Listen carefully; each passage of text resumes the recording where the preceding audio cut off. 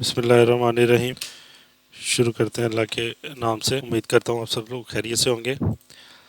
तो आज हम अपना जो है वो पहला लेक्चर रिकॉर्ड करने जा रहे हैं। थोड़ा सा पहले आपको इंट्रोडक्शन देते जाएं। तो जहाँ तक इंडक्शन की बात है, जिसके बारे में हम लोग यहाँ पे आईटी फाउंडेशन का कोर्स करने जा रहे हैं। आईटी फाउंडेशन के कोर्स करने से पहले हम कंप्यूटर की फंडामेंट्स हैं वो उनको समझ लेंगे। आप में से बहुत सारे ऐसे लोग होंगे जिनको कंप्यूटर की नो हाउ होगी और उनका डेली इंटरेक्शन रहता होगा, किसी गैजेट की सूरत में, किसी मोबाइल की सूरत, डायरेक्टली या इनडायरेक्टली हमारा इन चीज़ों से वास्ता रहता है। मैं आपको जो है वो बताता चलूँ कि हम लोग पहले देख लेते हैं कि कंप्यूटर है क्या। तो उसके लिए मैं आपको कंप्यूटर की स्क्रीन पे लिए चलता हूँ। कंप्यूटर की सबसे पहले हम डेफिनेशन पढ़ लेते हैं ताकि आपको अंडरस्टैंड हो सके कि कंप्यूटर चीज़ है क्या। वो कह रहे हैं जी, computer is an electronic device that takes data, जैसे कि हम इनपुट कहते हैं कि वो इलेक्ट्रॉनिक डिवाइस है, चल रही है बिजली से ही है, ना हवा से ना पानी से। Process it using stored instructions, program और सॉफ्टवेयर, जो इसके अंदर प्रोग्राम और सॉफ्टवेयर इंस्ट्रक्शन हमने दी हुई हैं उसके मुताबिक वो प्रोग्राम और सॉफ्टवेयर जो है वो प्रोसेस करते हैं and produce useful result. For example, मैं यहाँ पे कह दूँ कि आप मुझे एक वीडियो और एक ऑडियो बना के दे दो, या मेरी एक ग्राफिक को आप वो एडिट कर दो, इन्हांस कर दो, तो वो जो भी टूल होगा, जो भी प्रोग्राम होगा, उस जो है वो उसके मुताबिक वो कंप्यूटर हमें आउटपुट दे। और लास्ट में है जी स्टोरेज। ये एक स्टोरेज डिवाइस है। डेफिनेटली हम कोई काम करेंगे तो वो जो फाइल हमने एग्जीक्यूट की होगी, जिस भी डॉक्यूमेंट पे हमने ऐसे अपना कंटेंट, अपना सीवी बनाई होगी, अपना वीडियो को और इमेज को एडिट किया होगा, वो कहीं पे स्टोर होगा फॉर द लेटर यूज। अब लेटर यूज़ के लिए हम उन्हें एक जगह पे स्टोर करेंगे। जैसा कि इस कंप्यूटर के अंदर देखा जाए तो आप देखेंगे कि ये एक ड्राइव बनी हुई है। इसमें आप जो है वो इस मॉड्यूल में आप चीज़ों को स्टोर कर सकते हो। सी ड्राइव और डी ड्राइव, आप ड्राइव के सेक्शन से भी वाकिफ़ होंगे। डी ड्राइव बेसिकली बनाई जाती है कि जिसमें हम लोग नॉर्मली थ्रू आउट जो भी हम लोग यूज़ करते हैं विंडोज़ ऑपरेटिंग सिस्टम, उनमें हम विंडोज़ को इंस्टॉल करते हैं, जो कि इस आइकॉन से पहचाना जाता है। क्योंकि मेरे इस पीसी में विंडोज़ 11 इंस्टॉल है और विंडोज़ 11 इंस्टॉल होने की वजह से इसका जो आइकन है वो उसको शो करता है। ये जब आप चीज़ों से इंटरेक्ट करोगे तो आहिस्ता आहिस्ता आपको पता लगना लग जाएगा जी, रैम क्या है, रोम क्या है, हार्डवेयर, इनपुट, सॉफ्टवेयर, जो भी इसके फंडामेंट्स हैं उनको आप जान जाएंगे। ये एक ड्राइव है जिसको हम डी ड्राइव को डिनोट करते हैं।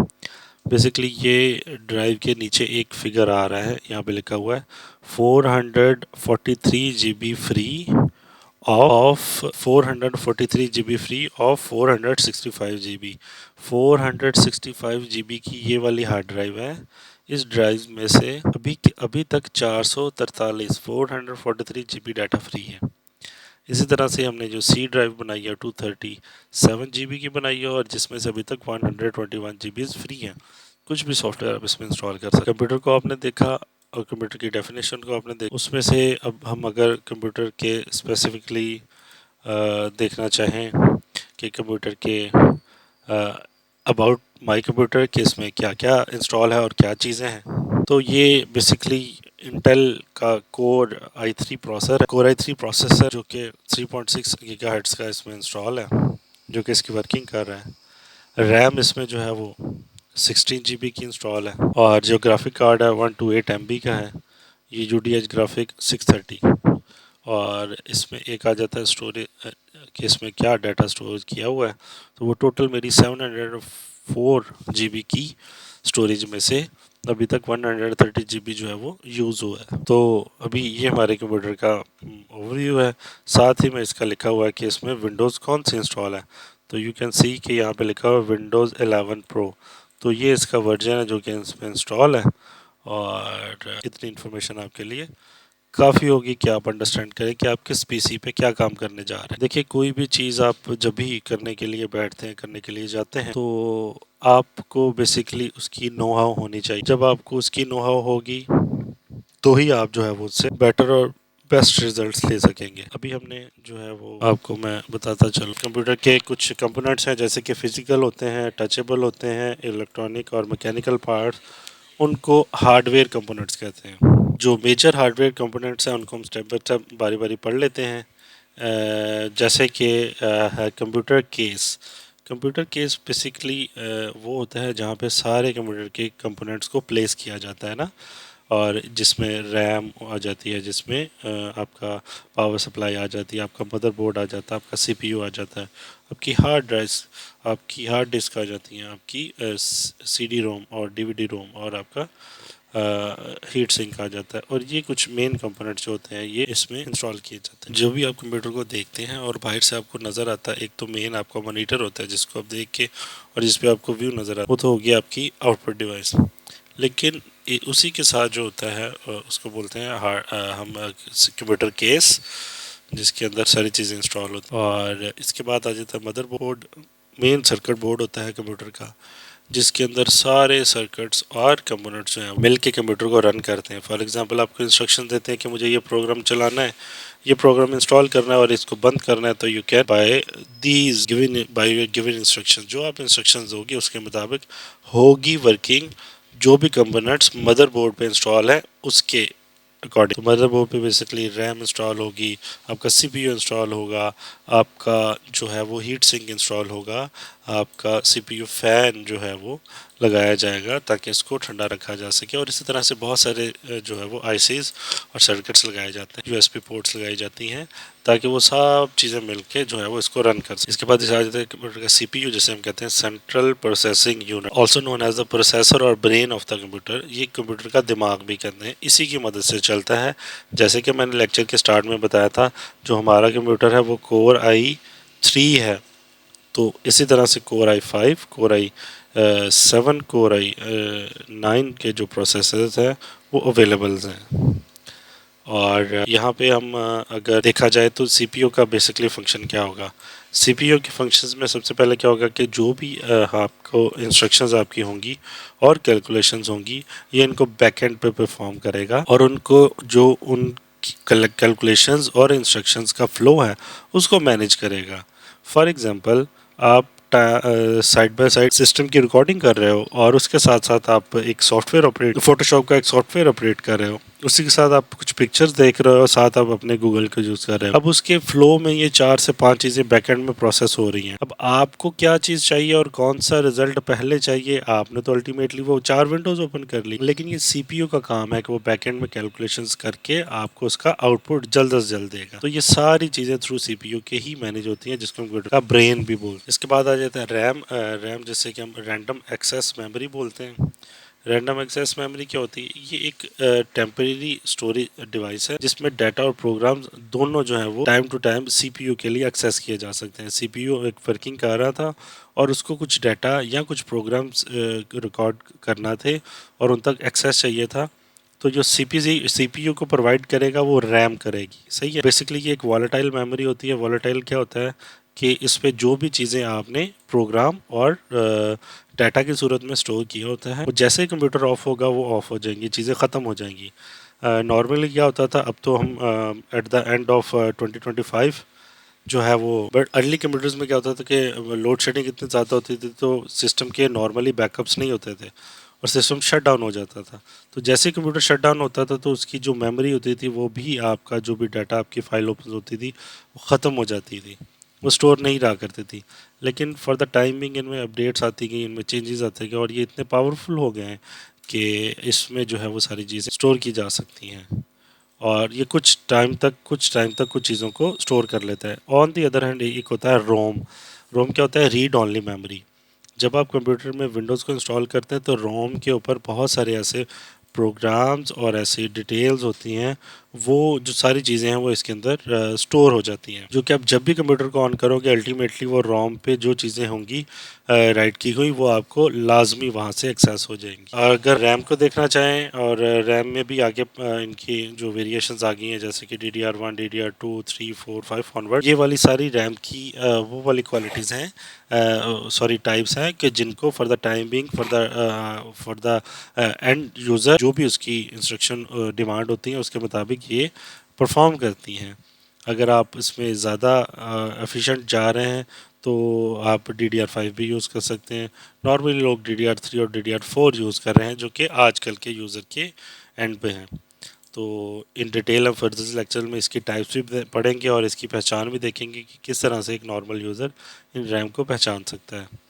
फिर आ जाता है जी हमारे पास पावर सप्लाई यूनिट। तो पावर सप्लाई यूनिट क्या करता है कि नॉर्मली जब हमें वापडा से बिजली मिलती है तो इस बिजली के करंट को हम एसी बोलते हैं, ठीक है। तो ये जो एसी के वोल्टेज आते होते हैं हमारे घर में, हमारे वोल्टेज मीटर लगे होते हैं, उन पे भी हमें शो हो रहा होता है ये अराउंड 230, 225 और यू कैन से 235 के अराउंड ये चीज़ें जाती हैं। तो आप घर में भी अपने अप्लाइंसेस को देखेंगे तो उसके पीछे एक स्टिकर लगा होता है जिसमें उन्होंने वोल्टेज की रेंज लिखी होती है कि ये 220 से लेके 240 की रेंज में या 250 वोल्टेज की रेंज में ये काम करेगा।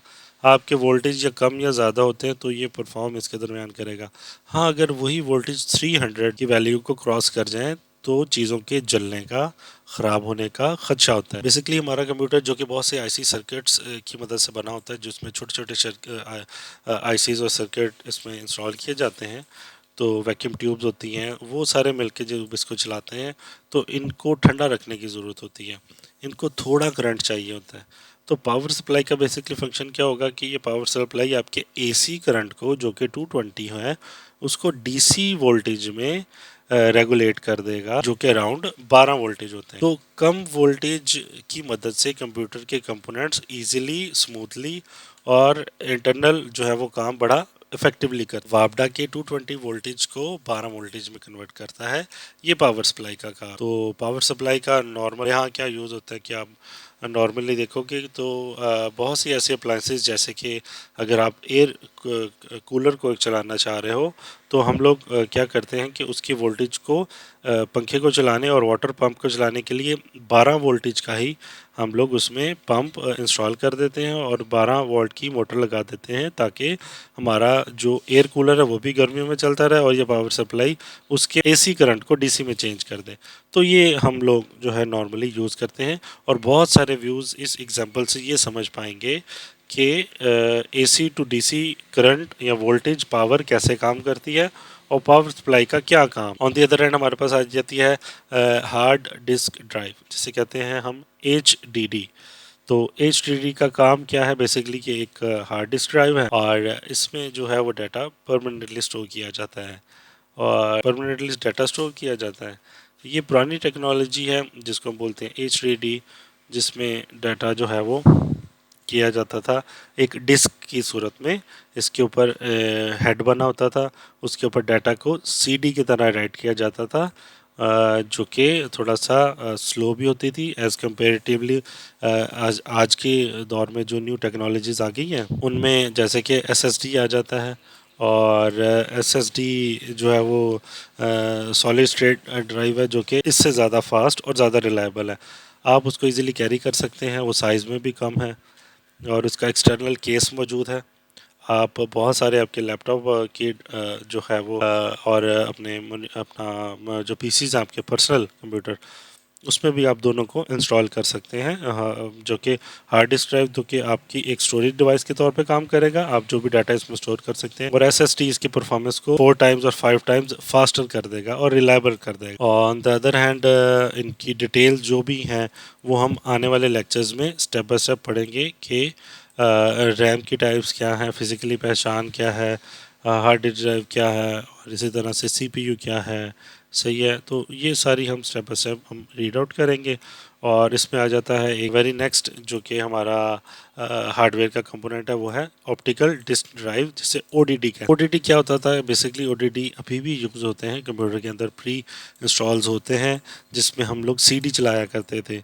तो टेक्नोलॉजी की मैं आपको खसलत बताता चलूँ कि टेक्नोलॉजी हमेशा वक्त के साथ साथ अपनी कदर खो देती है। तो आज से 10 साल पहले अगर आप लगाएं तो नॉर्मली डाटा को एक्सेस करने, डाटा को यूज़ करने और डाटा को ट्रांसफ़र करने के लिए जो कंपोनेंट यूज़ किया जाता था मेनली वो था CD रोम। तो CD रोम के अंदर वो CD डिस्क जो थी, कम्पैक्ट डिस्क जिसका एब्रीवेट होता है CD कम्पैक्ट डिस्क, वो इंस्टॉल की जाती थी। उसी के अंदर हमारे सॉफ्टवेयर्स, हमारे वॉलपेपर, हमारे ऑडियो वीडियो और हमारा जो भी डाटा है वो उसके अंदर स्टोर किया जाता था और उसको फिर एक जगह से दूसरी जगह हमें इसी जो है CDs के ज़रिए शिफ्ट किया जाता था। इसके बाद एक इसमें अपग्रेड हुआ और इसमें DVDs जो है वो इन्वॉल्व होगी। डीवीडी कंपैरेटिवली सीडी से बेहतर थी, जो कि टेक्नोलॉजी के साथ साथ बेहतर हुई। और इसके बाद ब्लू रेज डिस्क आ गई। तो ब्लू रेज जो है वो अल्टीमेटली लास्ट में आई। ये जो थी, ये नॉर्मली क्या था, ये आपको ज़्यादा रिलायबल और रिज़ल्ट अच्छा देता था। इसमें स्टोरेज कैपेसिटी ज़्यादा होती थी। इसको रीराइट किया जा सकता था। एक दफ़ा आपने इसमें डाटा किया तो उसको रेज करके आप दोबारा से यूज़ कर सकते थे। इवन के डीवीडीज़ भी जो है वो आपको सीडी डीवीडीज़ भी मिल जाती थी, जिसको आप वन टाइम यूज़ कर सकते थे या रीराइट करके दोबारा यूज़ कर लेते। लेकिन आपको बताता चलूँ कि आजकल के दौर में इनकी कंपैरेटिवली जो ऑप्शंस आ गए हैं, उनमें आ जाता है यूएसबी आ जाता है, यूएसबी आ जाता है, और इसी तरह एसएसडी आ जाती है।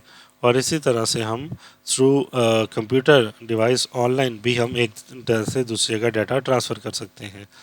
तो इनका यूज़ अब कम हो गया। जैसे कि मैंने आपको बताया कि टेक्नोलॉजी की खसलत ये है कि वो टाइम के साथ साथ अपनी कदर खो देती है। पहले आपके पास नोकिया के फ़ोन हुआ करते थे, तो अल्टीमेटली हर यूज़र के पास वो बटन वाला फ़ोन पाया जाता था।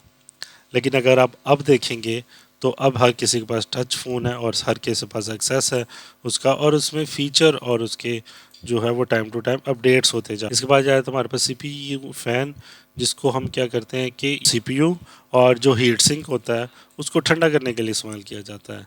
ये बेसिकली जब आपके मदरबोर्ड के ऊपर ये इंस्टॉल होता है ना हीट सिंक, जो कि एक थर्मल कंडक्टिव मेटल डिवाइस है। ये मेटल की डिवाइस होती है और इसका मकसद होता है कि वो जो हीट होती है ना उसको अब्जॉर्व करे। जितना कंप्यूटर ठंडा रहेगा और नॉर्मली परफॉर्म करेगा तो वो ज़्यादा इफेक्टिवली होगा। एज़ कंपेरेटिवली आपको एग्जांपल देना चाहूँ तो हम आजकल का मोबाइल यूज़ करते हैं। गर्मियों में क्या होता है कि मोबाइल फ़ोन्स जो हैं वो बहुत ज़्यादा हीट अप हो जाते हैं। उनसे क्या वो हैंग होना शुरू हो, और हैंग होने के साथ साथ वो क्या होता है कि हैंग होना शुरू हो जाते हैं और साथ ही में वो उसकी परफॉर्मेंस कम हो जाती है। तो हमें क्या करना पड़ता है, उनको ठंडा करना पड़ता है एसी वाले रूम में, या उसका कवर उतारना पड़ता है, या फिर उसे आपको ऑफ करके रीस्टार्ट करना पड़ता है ताकि वो अपनी नॉर्मल कंडीशन में आ जाए। तो ये जो हीट सिंक है ये भी बेसिकली जो आपका मदरबोर्ड होता है, इसके ऊपर से आपका कंप्यूटर का प्रोसेसर होता है, इसमें से वो उन चीज़ों को हीट को ऑब्ज़र्व करता है और इसके जो हाई टेम्परेचर वाले ऑब्जेक्ट होते हैं उनको डिस्पर्स करता है ताकि आपका जो मदरबोर्ड है वो इफेक्टिवली काम कर सके। ये मेनली हमने मेजर हार्डवेयर कंपोनेंट्स पढ़े हैं, और इसके साथ साथ ही हमने अभी देखा तो यहाँ पे आ जाते हैं इनपुट डिवाइसेस, जिसमें कंप्यूटर का कीबोर्ड आ जाता है, माउस आ जाता है। बेसिकली ये क्या करते हैं कि एक कंप्यूटर डिवाइस के जिसमें आप कीबोर्ड या माउस को अभी आप नहीं करते यूज़, तो आप उसमें डाटा किस तरह इनपुट करेंगे, अब डाटा किस तरह भेजें, तो आप डेफिनेटली कंप्यूटर को समझाने और बताने और उससे रिजल्ट लेने के लिए आप उसको इनपुट देंगे। हम इन कीबोर्ड के ज़रिए कंप्यूटर को डिटेल्स प्रोवाइड करते हैं कि हमें ये फंक्शंस और ये प्रोग्राम्स को हमने फॉर्म करना है। और इसी तरह से कीबोर्ड के साथ माउस है। माउस भी एक पॉइंटिंग डिवाइस है, हमें एग्जैक्टली मिनिमाइज़ करना है, मैक्सिमाइज़ करना है, जूम इन जूम आउट करना है, जैसे इसको क्लिक करना है, डिलीट करना है, तो बजाय आप हर स्टेप बाय स्टेप सीक्वेंस में जाएं तो माउस के ज़रिए से आप इजीली उस स्पेसिफिक चीज़ को उस पोजीशन को इजीली कैप्चर कर सकते हैं, क्लिक कर सकते हैं एज रेंडमली आप कीबोर्ड से एक एक करके, और हर ऑप्शन और हर अल्टीमेटली किसी भी चीज़ को चूज़ करेंगे। तो ये आपकी इनपुट डिवाइसेस हैं। इनपुट में अब डेफिनेटली मैं रिकॉर्ड कर रहा हूँ आपके सामने, तो मेरा माइक भी जो है वो एक इनपुट डिवाइस की एग्जांपल है। मैं माइक से बोल रहा हूँ तो कंप्यूटर में ये इंस्ट्रक्शंस जा रही हैं, इस चीज़ को ओपन कर दो और खोल दो। नॉर्मली क्या होगा, आप लोगों ने अगर एक एग्जांपल देखनी है तो आपके हाथ में एक फ़ोन हो जिसको आप अपना मोबाइल फ़ोन्स कहते हैं। इन मोबाइल फ़ोन्स में भी माइक मौजूद है। आपने गूगल का पेज खोलना है तो वहाँ पे एक माइक बना होगा, आप उस माइक पे क्लिक करके आप कुछ भी ओपन करने का कहेंगे, वो आपको उसके रेलेवेंट रिजल्ट शो कर देगा। If you want to try, you can try it, और मुझे जो है आपने कमेंट्स में बता देना है कि आपका रिजल्ट माइक जो है वो चला है। आउटपुट डिवाइसेस की तरफ चले जाते हैं तो मॉनिटर क्या करता है कि आपको डिस्प्ले करता है, आपको कंप्यूटर के बारे में बताता है कि आप के कंप्यूटर को आप क्या करना है, किस तरह इसके ग्राफिक्स को और अडाप्टर वगैरह सारी इसकी इंफॉर्मेशन जो है वो सारी आपको मॉनिटर शो करता है, और उसी की मदद से इसके कलर और इसका जो भी इंटरेक्ट हो रही होती है आपके सामने चीज़ें वो आपको बताता है। अगर तो वो फेड होंगी तो आपको नज़र नहीं आएगा। डेफिनेटली आप उसमें जो है आप उसमें करेंगे, ड्राइवर इंस्टॉल करेंगे तो जैसे ही उसके ड्राइवर इंस्टॉल हो जाएंगे तो आपको मॉनिटर पे बेस्ट जो है पॉसिबल रिजल्ट्स शो हो जाएंगे। इसी तरह से एक टाइप है, उसको बोलते हैं हम प्रिंटर का। तो प्रिंटर का काम क्या है कि प्रिंटर नॉर्मली क्या करता है कि वो आपको प्रिंट देता है। आपने कंप्यूटर से कोई पिक्चर लेनी है, कोई डॉक्यूमेंट प्रिंट करना है, अब कुछ भी इंफॉर्मेशन आप प्रिंट करना चाहते हैं तो वो आपको एक आउटपुट के तौर पे कंप्यूटर की चीज प्रिंटेड फॉर्म में दे देगा। इसी तरह से स्पीकर इसकी मिसाल मौजूद है। ये आपको क्या करता है कि स्पीकर्स के ज़रिए आप स्पीकर के ज़रिए आप चीज़ों को क्या करते हैं कि सुन पाते हैं, आप उनको समझ पाते हैं और किसी भी चीज़ की इंस्ट्रक्शंस को फॉलो करेंगे। सेम एज जैसे मैं माइक में बोल रहा हूँ और आप मेरे रिकॉर्डेड लेक्चर को सुन रहे हैं, तो ये जो स्पीकर माइक है वो मेरा इनपुट डिवाइस और जो स्पीकर है वो आउटपुट के तौर पे काम करेगा। इसकी और भी बहुत सारी एग्जांपल्स हैं इनपुट और आउटपुट डिवाइसेस की। आप जो है वो मेरे कमेंट सेक्शन में लाजमी बताइएगा कि क्या इनके अलावा कोई इनपुट या आउटपुट डिवाइसेस होती हैं, उनके बारे में मुझे ज़रूर बताइएगा। लास्ट सेक्शन हम पढ़ने जा रहे हैं, एक सेक्शन हार्डवेयर का पढ़ा है और एक सेक्शन हमारा लास्ट में है वो सॉफ्टवेयर का है। तो सॉफ्टवेयर सेक्शन बेसिकली क्या होता है कि ये कंप्यूटर के हार्डवेयर को चलाने के लिए, तो बेसिकली हम जो सॉफ्टवेयर को है वो दो हिस्सों में तकसीम करते हैं।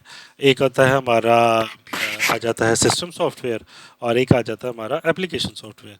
सिस्टम सॉफ्टवेयर क्या करता है आपको कि ये कंप्यूटर के जैसे कि विंडोज़ होता है और मैकिन्टॉश होते हैं ऑपरेटिंग सिस्टम, इस तरह से एप्पल का होता है।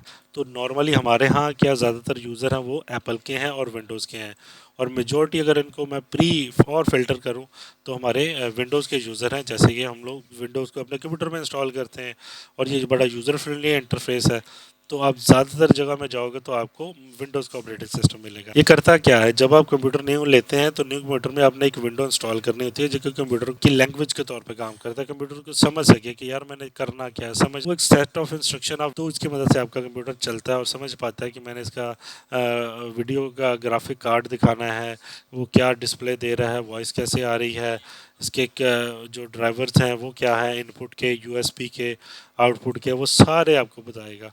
इसी तरह से एक आ जाता है एप्लीकेशन सॉफ्टवेयर। जी, हम कंप्यूटर की विंडो इंस्टॉल होने के बाद, मेरी बात याद रखिएगा कि सिस्टम सॉफ्टवेयर इसमें इंस्टॉल हो गया, विंडो इंस्टॉल कर ली, विंडो इंस्टॉल करने के बाद आपने एप्लीकेशन सॉफ्टवेयर करने अपनी आसानी के लिए, जैसे कि अकॉर्डिंग टू दिस पिक्चर हम देखते हैं कि यहाँ पे मोज़िला फायरफॉक्स आ जाता है, यू टॉरेंट आ जाता है, इसमें इसमें आ जाता है ओपेरा आ जाता है, इसमें याहू आ जाता है, अडोब आ जाता है, इसमें क्रोम आ जाता है, अवास्ट आ जाता है, इसमें टीम व्यूवर आ जाता है, एक्सप्लोरर आ जाता है, तो विंडोज़ आ जाता है। तो ये सारे जो हैं ये एप्लीकेशन सॉफ्टवेयर की टाइप है। आप में से किसी न किसी का वास्ता इन एप्लीकेशन सॉफ्टवेयर से लाजमी पड़ा होगा। तो आपने मुझे कमेंट सेक्शन में ये भी ज़रूर बताना है कि आपकी नज़र में एप्लीकेशन सॉफ्टवेयर कौन कौन से हो सकते हैं और इनमें उनकी क्या टाइप्स जो है वो आपको समझ आ रही हैं। तो वो आप लाजमी शेयर कीजिएगा। आपको असाइनमेंट देता चलूँ कि कंप्यूटर हार्डवेयर और कंप्यूटर सॉफ्टवेयर के बारे में मुझे आपने डिटेल्स जो है वो बताना है कि आपको क्या समझ आया। बहुत शुक्रिया। अल्लाह हाफ़िज़।